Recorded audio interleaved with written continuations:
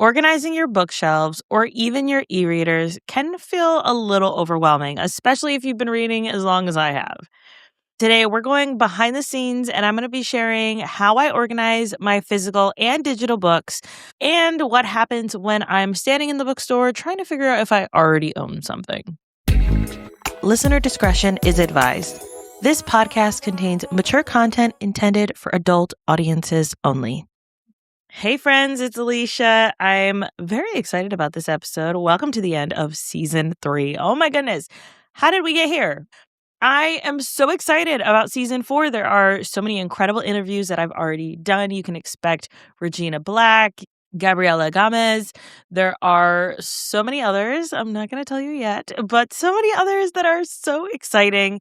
And I'm even looking into the end of season 4 and some of the people that I want to interview towards November as their books are coming out. So lots of incredible things coming out for season 4, but we got to wrap up season 3. So let's go ahead and get into today's episode.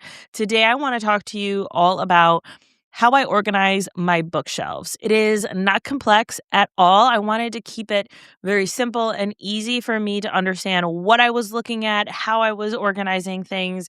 And so let's go ahead and dive into my physical books first and foremost. So behind me, if you're watching the video, you will see I have my Elizabeth Stevens, I have my Kennedy Ryan, and I have my Katie Robert behind me.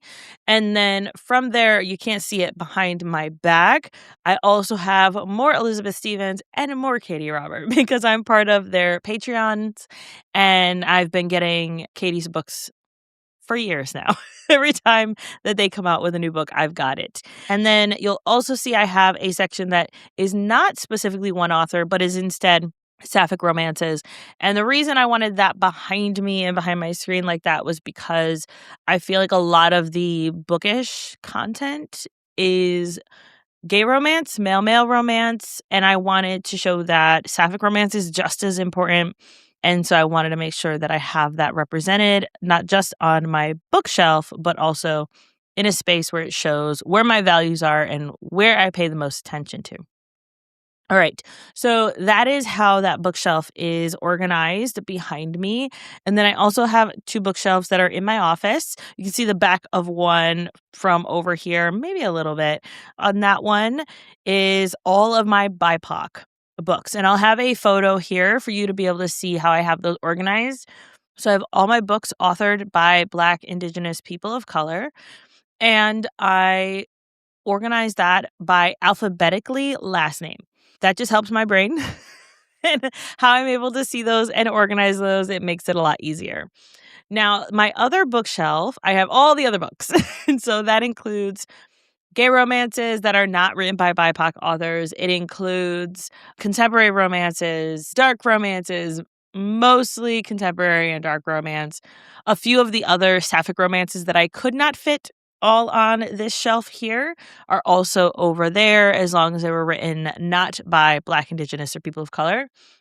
And so I have that bookshelf also organized alphabetically, author's last name.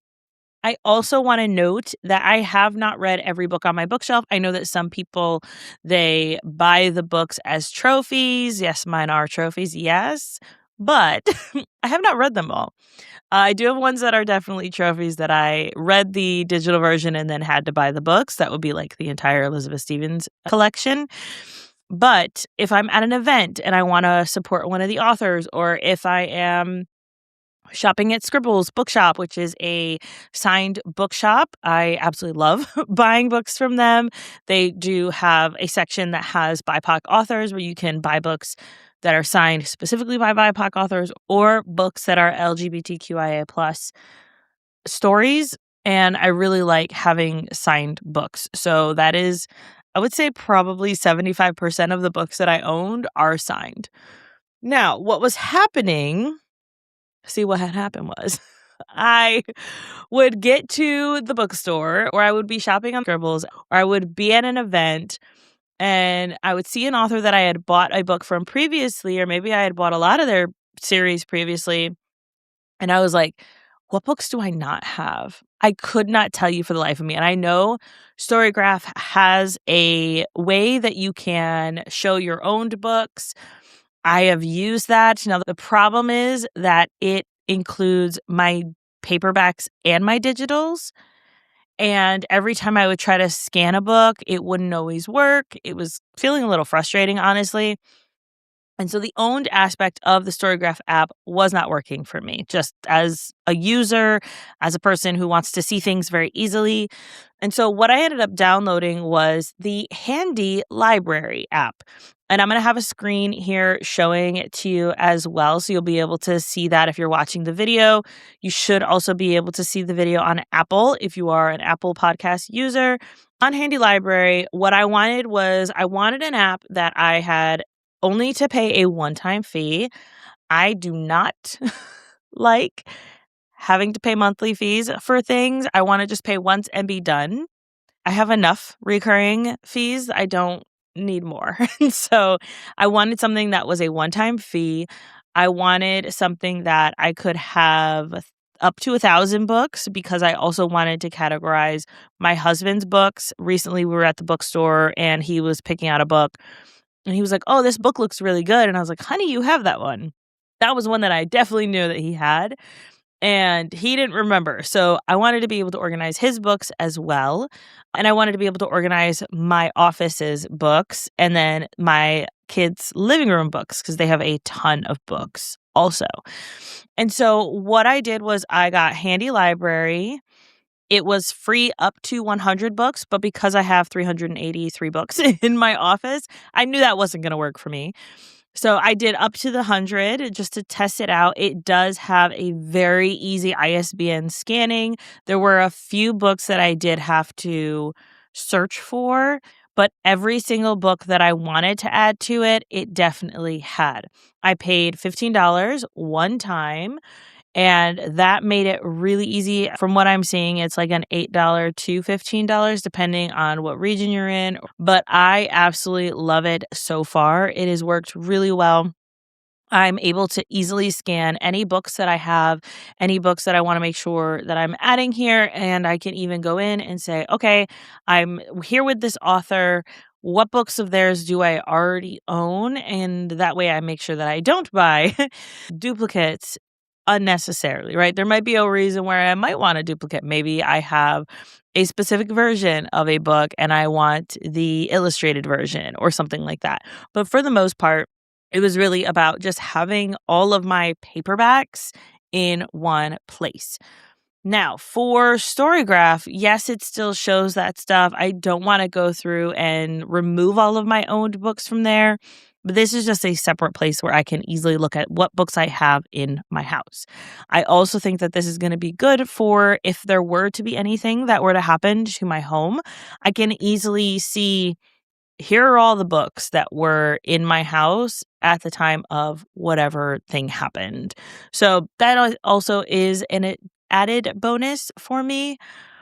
But moving on to digital. So for my digital, I use Kindle. And I know, boo, but I have a Kindle. I also use the Kindle app on my phone.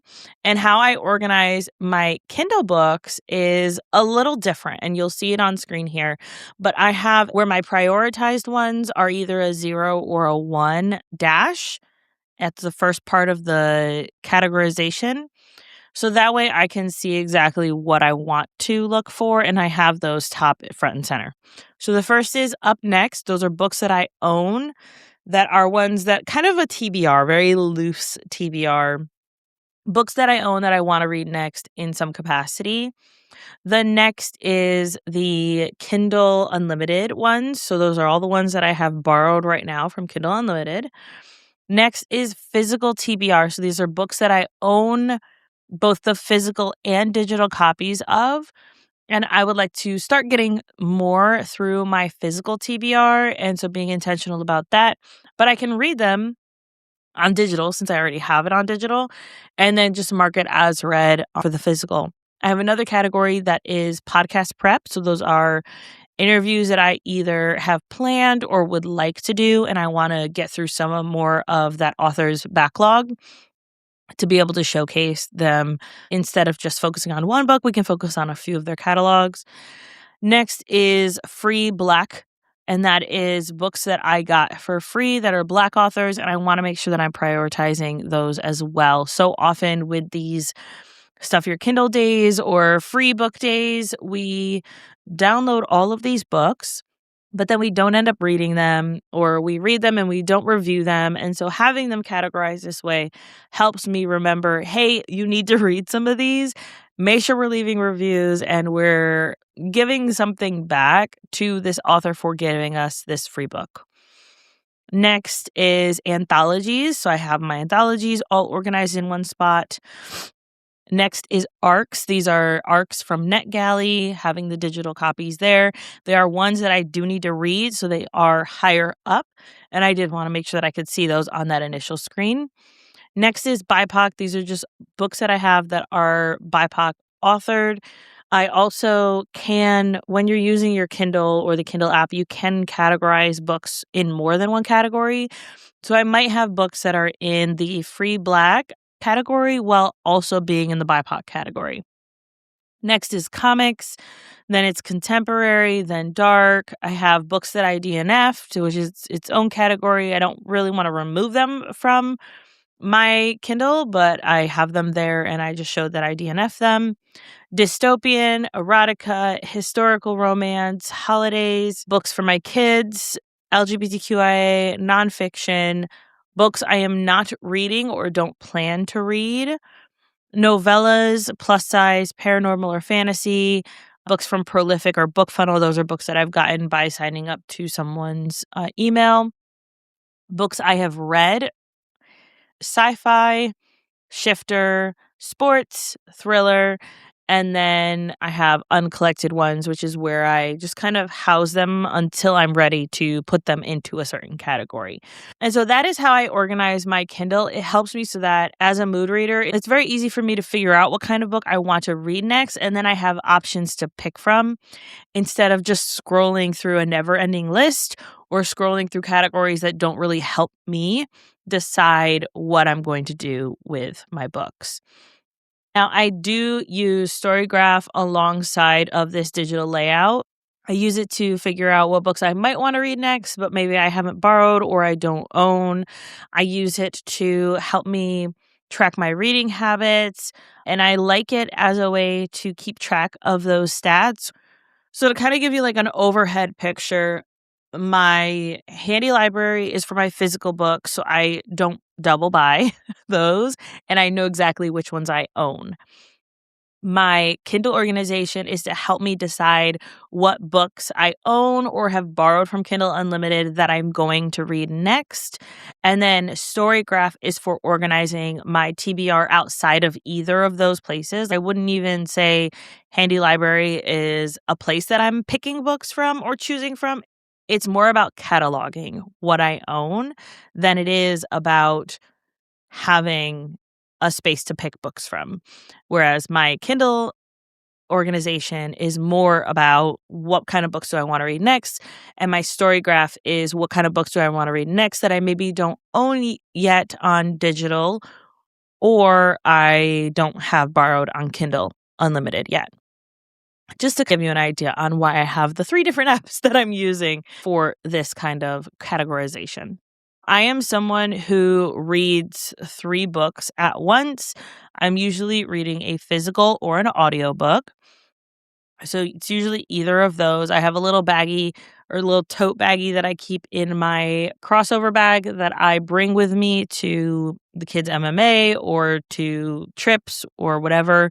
And that helps with keeping that nice and secure and also keeping my books nice and safe. And then I usually am reading something on my Kindle, and I try to reserve paranormal or sci-fi for my Kindle device. And then for my Kindle app, I'm usually reading contemporary, urban romance, or something like that on my Kindle app. And I personally find that helps my brain categorize them a little differently. And that way I'm also not reading 2 sci-fi books at the same time, because then I will get them confused on what is happening with what. Like I just finished Tasty by Tahisi B. Williams just came out with a brand new book last week called Tasty. And it is a Black romance, age gap. She is his business partner's daughter. There's BDSM elements to it. I would say the BDSM is a little more intense than I've read in a while, which wasn't bad, but maybe expect some face slapping consensually. So just a heads up if that's, whoa, it surprised me, but it wasn't bad. That one was fantastic, but I just finished that and it takes place on a vineyard. And then I was going to go and read The Cask by Danielle Allen, which is based on The Cask of Amontillado, which is an Edgar Allan Poe short story or poem. And I was like, I don't know that I can do 2 books that are vineyard in a row, so let me change this up a little bit. So I try to think about my reading in that way, and that helps me stay better organized in my brain, but also all these different categories help me pick what I want to read next so that it is a little different than what I maybe was previously reading. So that is how I organize my physical and digital library. I hope this was helpful for you, kind of getting your brain going on how you might want to organize yours. I do want to know what your latest 5-star read was. So send me a DM on Instagram. We read smut. And then also be sure to subscribe on Substack. We are going to be doing a live event in September, virtual entirely, panels. I'm going to bring some friends in. We're going to have a good time. And I really want to just make a space where we can have a great day. It'll be my birthday weekend, talking all about romance, talking all about smut, and just sharing the incredible stories that are out there for you guys. And it will be a free event. So go subscribe to Substack. Everything will be there. And we are going to be off for an entire month.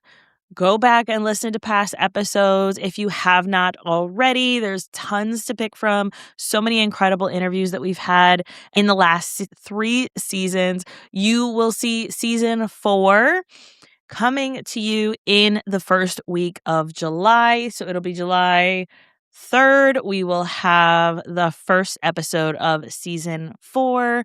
So be sure to subscribe to the podcast on your favorite podcast app so you get notified when that episode drops.